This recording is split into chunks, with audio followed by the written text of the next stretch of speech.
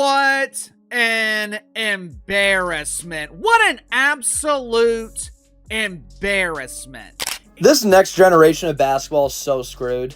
I mean, look at who we used to have. And even LeBron is kind of going over the edge a little bit, but he's on his way out. You see, we used to have Shaq. We used to have Magic, Kareem. We used to have Larry Bird, Michael Jordan, and prime LeBron as your idols and the faces of the game. And now we have, Sid the Sloth with bricks for shoes.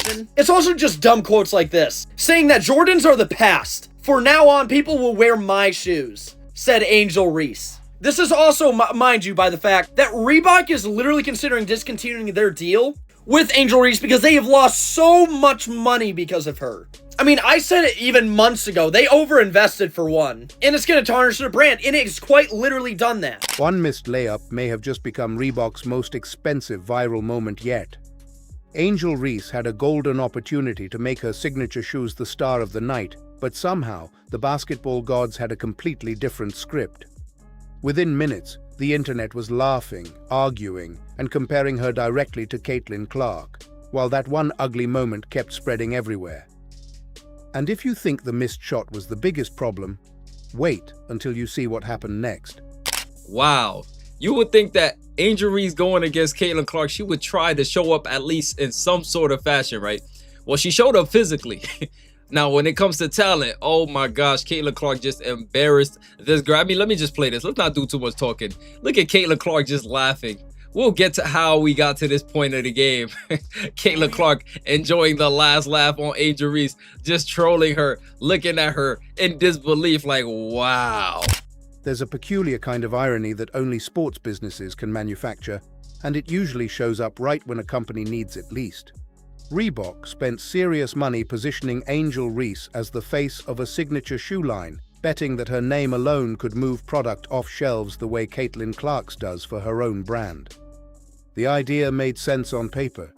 I want to play this highlight clip of Angel Reese. Now, she had 15 points, 4 turnovers, and was 5 of 16 from the field. Now, this game is particularly embarrassing for her because even though her stats don't seem that bad on paper, they're really bad in the context of the fact that she missed like a wide open game-winning layup. Yes, that is exactly what happened here. So without further ado, let's get into it. Odd with Reese leaking out, finds her, and Reese can't finish. 3 to shoot. Reese had the highlight reels, the social media following, and a persona built for marketing campaigns. But paper doesn't play defense. And paper certainly doesn't have to finish a wide-open layup with the whole basketball world watching. Yo, so you may have been watching Atlanta Dream versus Indiana Fever, but I was watching Reebok versus Nike, baby. Oh, and it did not disappoint. The shoe-off was shooing off, honey. It gave me everything I ever wanted in a game. But I have to tell you, before it started, I was like, Indiana Fever is going to win this game. They seem to own them. Just chalk it up as a loss. But right before the game, it was a moment where I said, uh-oh, the Fever is in motherfucking trouble. When the moment finally came for Reese to prove that the hype matched the product, she didn't just miss a shot. She missed the entire opportunity. And Reebok is now left wondering how many millions just walked out the door with it. Angel Reese's new sneakers, I believe they're called the AR1s, are getting ready to come out. And so she's kind of on the tour. People love to criticize Angel Reese, so they are criticizing her latest statement. When they asked her about her sneaker brand, she said, just like they wear Jordan everywhere, I want people to wear the Angel Reese ones everywhere and just be a household name. Okay. That's what I'm looking for.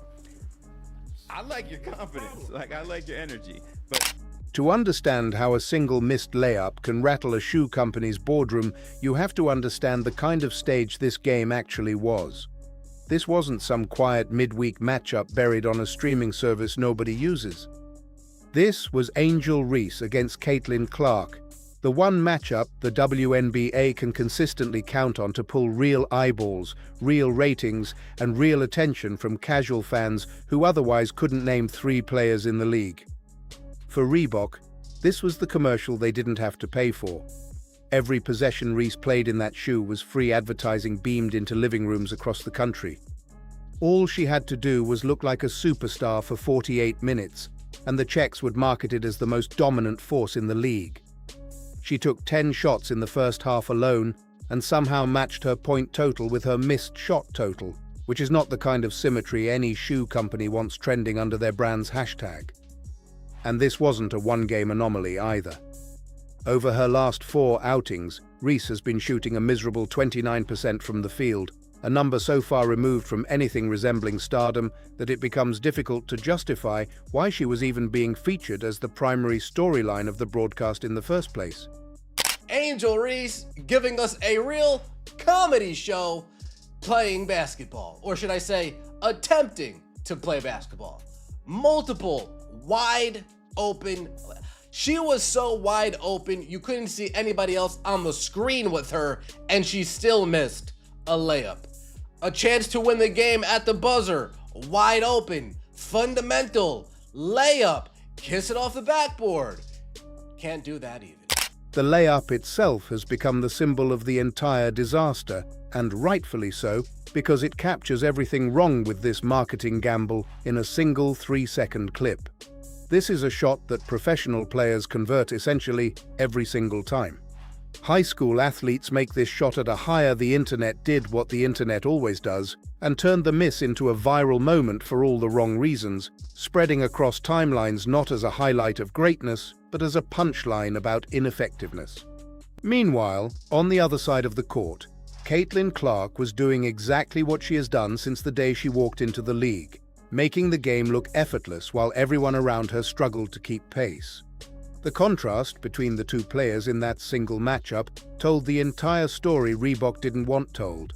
One player looked like a star because she actually played like one, and the other player looked like a star only because a marketing department insisted she was one. Fans watching at home did not need commentary to notice the gap in skill level. They simply needed their own eyes, and their eyes were not being kind to the shoe campaign. Yo, if you didn't see this, you're gonna see this today. Look at Caitlin Clark's face in this frame right here. Why is Caitlin Clark smiling like that in the background while Angel Reese looks like that? I'll show you why. There's 10 seconds left in regulation. Ryan Howard has the ball near half court, sizing up Sophie Cunningham, pulls up for 3, airballs it, but Angel Reese is there for the easy putback and misses it. Blew it. Smoked it. This ball could not have been hand-delivered any better than that. How are we still missing these layups? So the game goes to overtime and it's all Kelsey Mitchell. Look at his lockdown defense for Mitchell right here. Active hand, stripping the ball away. But hold on, let's keep going in transition. She gets it, drives it, and look at this dime. Easy bucket. And then here, puts in. What makes this situation particularly rough for Reebok is that this wasn't a hidden flaw suddenly exposed under pressure. This has been the pattern all season, and arguably the pattern for her entire 3-year career. Reese finishes possessions well when she's playing to her actual strengths, crashing the boards, fighting for positioning, and mixing it up physically in the paint. Nobody is questioning her rebounding instincts or her willingness to battle for loose balls. But the moment she steps outside of that lane and tries to operate as a primary scoring option, dribbling into space, creating her own shot, or firing from beyond the arc, the game visibly slows down for her. It becomes mechanical.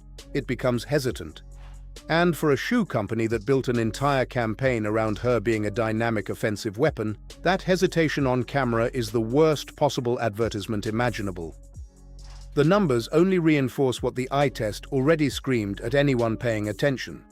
For the season, Reese is shooting a modest 41% from the field and an alarming 14% from three-point range, a figure that essentially eliminates her as any kind of perimeter threat. Even inside the paint, where she is supposed to thrive, she's converting less than half of her attempts. Who wouldn't want to watch these famous athletes while they present the illusion of basketball? Apparently, America didn't want to watch because Viking Sparkles only drew 810,000 viewers.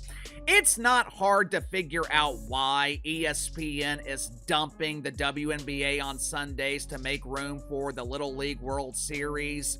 Not only would prepubescent boys be favored by triple digits in a game of basketball against the so-called elite athletes in the WNBA. These are not the numbers of a signature shoe athlete.